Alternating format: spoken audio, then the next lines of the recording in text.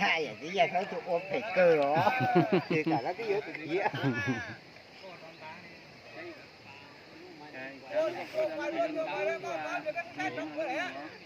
nè dâu này có chứ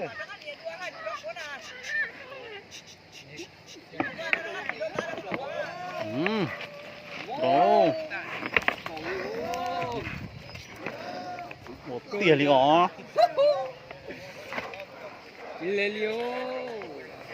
Chuộng cầu xưa.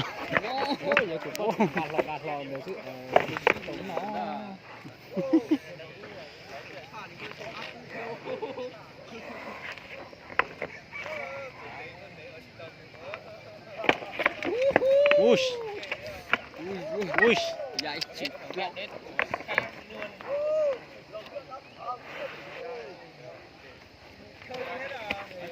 đá liều ở từ nó mà cần cấu những cái đó chỉ tốt rồi chi phí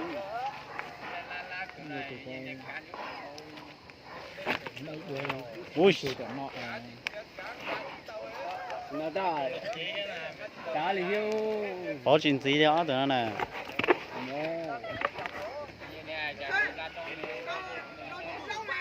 chỉ lớp gì chơi là Dính đầy tư dịu.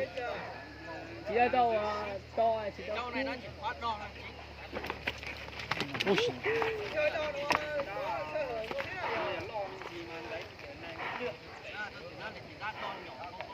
cái nên trên trong nhỏ nè chỉ chờ chỉ lâu này Có má chỉ tia rồi nè.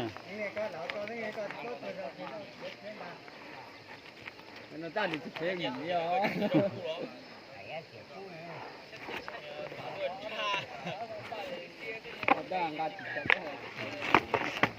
Ush. Dòng ngạc lô lì nha. nhiều khi anh tôi mà phá ô lúc qua đi rồi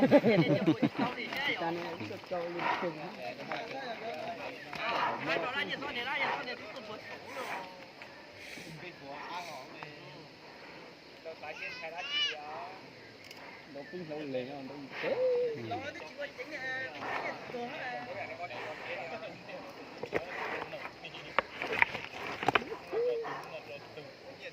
tụi mình có ý là chỉ xếp chỉ cây thôi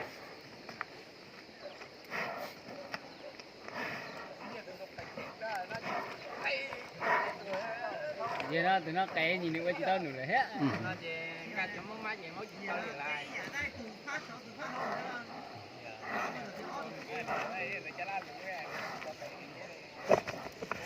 xíu tụi nó xíu mà giờ thấy vô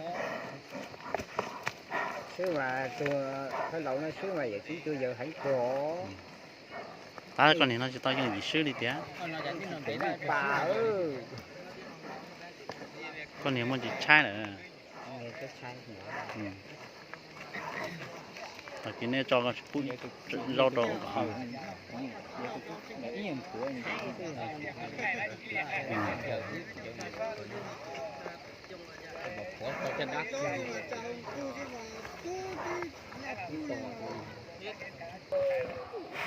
giờ thấy những gì không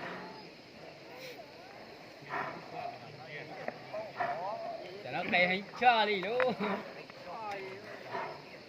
tụi nó bánh cổ đó thiệt đấy hả tôi chỉ cài đó là bánh cổ đấy phá thủy nghe nào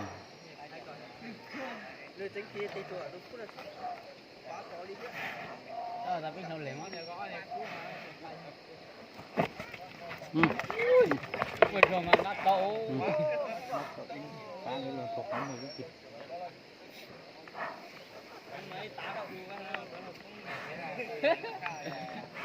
nếu nó hai đứa dùng xuống nó mua vỗ đấy dựng xe ơi nó chỉ qua đây chỉ dựng xe đó Nó là chỉ có tiếng.